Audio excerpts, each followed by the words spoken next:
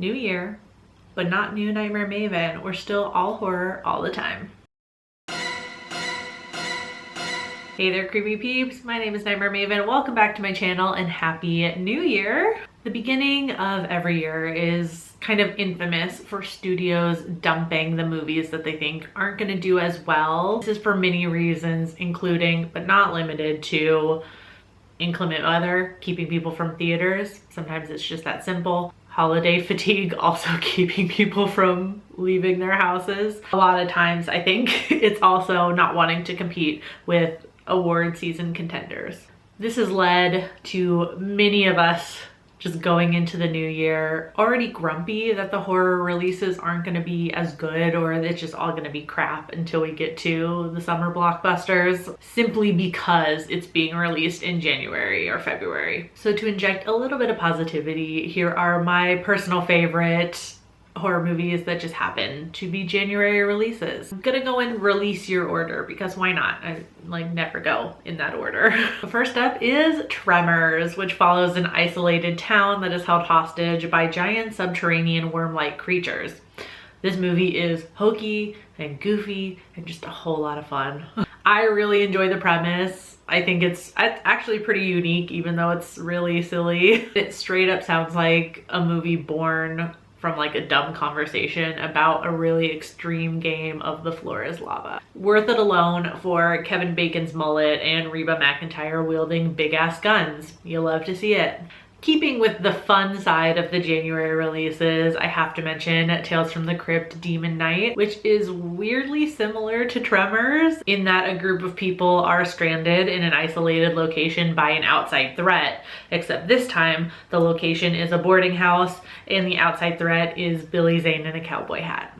If I'm in need of a movie to instantly put me in a good mood, this is the movie. Billy Zane is a scene stealer. William Sadler always makes me laugh. And Jada Pinkett is one of the most underrated final girls, in my opinion. I also really love the stylization of the movie. Watching it feels like you're having a really weird dream with the extensive use of that like blue lighting / blue filter that is meant to convey that it's nighttime. And the story is pretty unique as well, and I think it really fits the Southwest setting. All right, this next one may make you guys question my judgment for the rest of this video, but hear me out. Darkness Falls is fun, okay? And is so close to greatness. Basically, it's about the Tooth Fairy, but if the Tooth Fairy was a vengeful spirit of a woman killed because people thought she was killing children. So kind of like Nightmare on Elm Street, now that I think about it. Even down to the horribly burned face.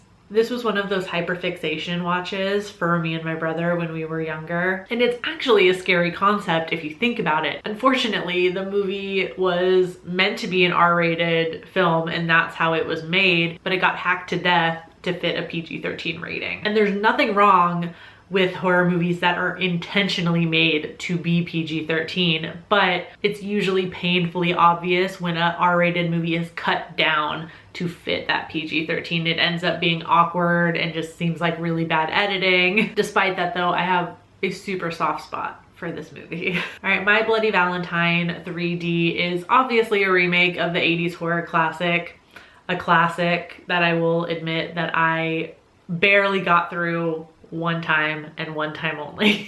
I saw the remake first and it was during my formative horror years, and I have a nostalgic fondness for this film, especially for the wild twist of Jensen Ackles being the miner or Harry Warden, which was kind of a big deal at the time because we all recognized Jensen Ackles as Dean Winchester from Supernatural, being heroic, being hot, being funny. So to have him be this serial killer was wild. This was also part of the 3D gimmick craze, which was a wild time. And almost 100% of those movies did not age well. Simple fact that the movie is just riddled with like very pointed and not natural poses to get that like 3D money shot. Despite that though, I still love the movie, and I do have a physical copy of the DVD complete with the 3D glasses, which I'm stupidly proud of.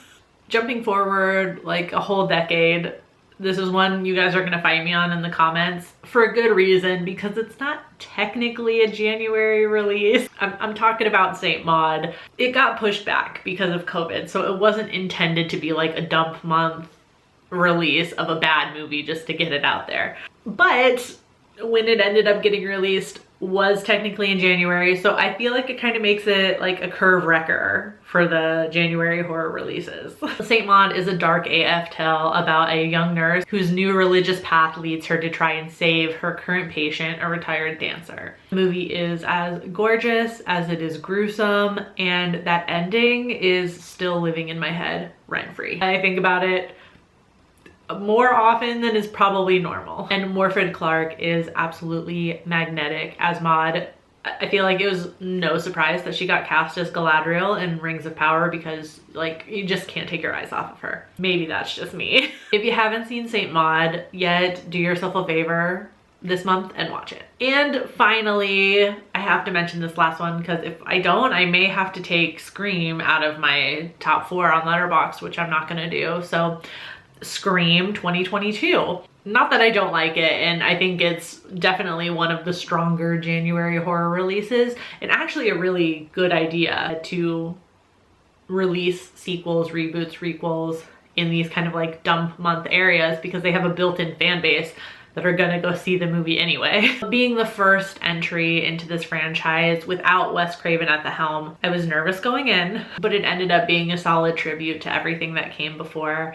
And it took some pretty big swings, taking the focus to a new final girl and even killing off one of the trio finally. So I think the swings paid off. Those are some of my favorite January horror releases of all time. Let me know some of yours in the comments, please, and let's erase that stigma that all January horror movies suck. Hope you enjoyed this video. If you did, give it a thumbs up. Subscribe if you're new here. Become a creepy peep today. It's the new year. It's a perfect time to subscribe to new channels, right?